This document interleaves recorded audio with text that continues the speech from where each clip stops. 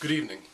You know, there's that point in our lives, be it in our early 20s or anywhere in our 20s, or sometimes it happens later in life, 30s, 40s. Some people go through midlife crisis and go on these adventures.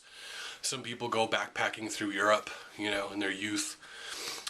Some people just go on adventures, join the Peace Corps or whatever. Well, when I was in my late 20s, when I lived in California, I teamed up with my brother. He was kind of my Robin to my Batman. And we would go in search of adventure, high adventure. And we would drive around and search out ghost towns or old abandoned mines throughout central and southern California.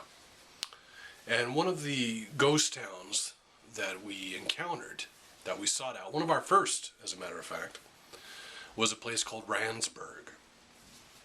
And Randsburg is not too far from Barstow, if you're familiar with the area. And there's a whole antique, ghost town portion that's set up to appeal to tourists who just kind of blow through, and they go to the antique shop, get a couple postcards, maybe go to the tavern that's across the street where all the motorbikers go and stuff like that. And that's all fine and dandy. But there's a part of Randsburg that is beyond all that. And it is the actual ghost town itself. It's kind of like the ghost town within the ghost town. And my brother and I decided to find this. And we went around, and I remember we were driving around in his bright yellow Honda Civic, and I was playing, I think it was Johnny Cash on the radio was playing or something like that. And we finally found this old abandoned mine. And we went in there, of course, no trespassing sign, whatever, just blew right through that. I have the video somewhere. I should find it. It's on my camcorder. I should upload it someday. Anyhow, we went through this whole kind of labyrinth of old structures and old mining buildings and shacks and trailers, and nobody, not a soul there. And there was this old trailer that was there. And we went inside, and there was a whole bunch of just stacks of like old porno mags and everything. It was really kind of disturbing. It was like some old pervert's hideout or something. But amongst all the rubbish and debris, I found this book. I don't know if you can read the title here or not. But it says The Destroyer, Volume 27, The Last Temple, by Richard Sapir and Warren Murphy.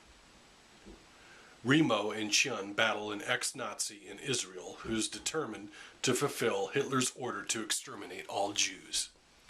Now, this is a book put out by Pinnacle Books, $1.25, and I took it. I thought, you know what, this is going to be my relic that I take from Randsburg and take it home. And I still have it to this day. A good 10 years ago.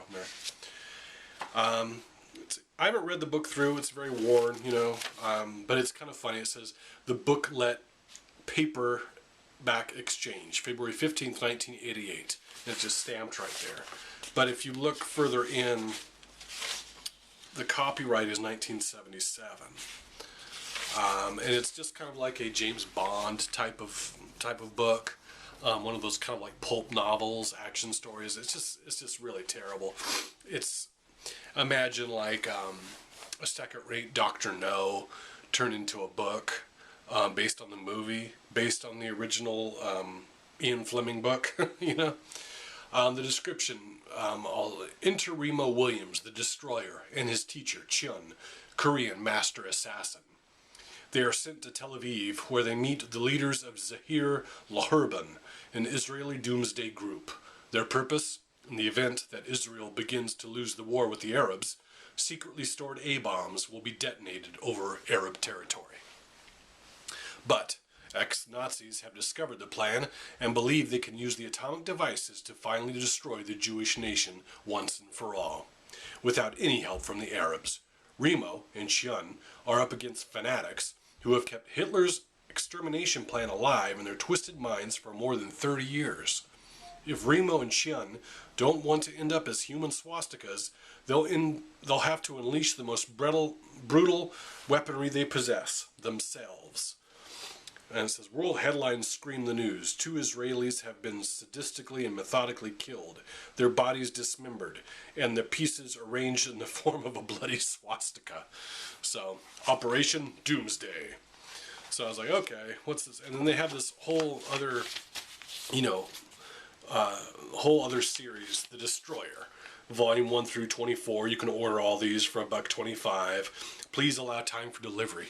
Really? You mean I don't get it instantaneously? It's not like my Kindle? So if you're not into The Destroyer, but you still want some action, we have the Butcher series. The Butcher, The Only Man to Live, The Mafia, excuse me, The Only Man to Leave the Mafia and Live. A man forever on the run, unable to trust anyone, condemned to a life of constant violence. This sucks. Plus, it looks like he's holding a Luger. Go figure. Some of the titles are Kill Quick or Die, Come Watch Him Die, Death Race, Sealed with Blood, Valley of Death, Kill Gently but Sure. It's just ridiculous. But if you're not into The Butcher or The Destroyer, you can read The Executioner. The Executioner series by Don Pendleton, the gutsiest, most exciting hero in years. Imagine a guy at war with the Godfather and all his mafioso relatives. He's rough, he's deadly, he's a law unto himself. Nothing and nobody stops him. Again, these titles are silly. Texas Storm, Jersey Guns, Chicago Wipeout, Vegas Vendetta, Boston Blitz, totally inspired.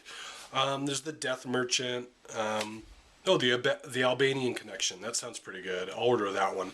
Just got to make sure to please allow time for delivery. So, anyhow, I thought this was an interesting relic. And smack dab in the middle, I'm like, wait a minute, is there a bookmark in here? And I open it up. And no, it's an old cigarette ad here. You don't see these often anymore. It says, New Kent Golden Lights, low tar, nicotine, famous micro night filter. This is 1976. And it says, only 8 megs of tar. Yet tastes so good, you won't believe the numbers. I thought that was pretty cool. Lower in tar than all the brands. Anyhow, this is just kind of like a step back in the time machine here. It's probably a piece of crap, this book, and I'll probably never read it. But anyway, it's something that I stole from Randsburg, so me and my brother actually got chased out of there by Uncle Jesse and a couple other people, so got your book. Anyway, thanks for watching.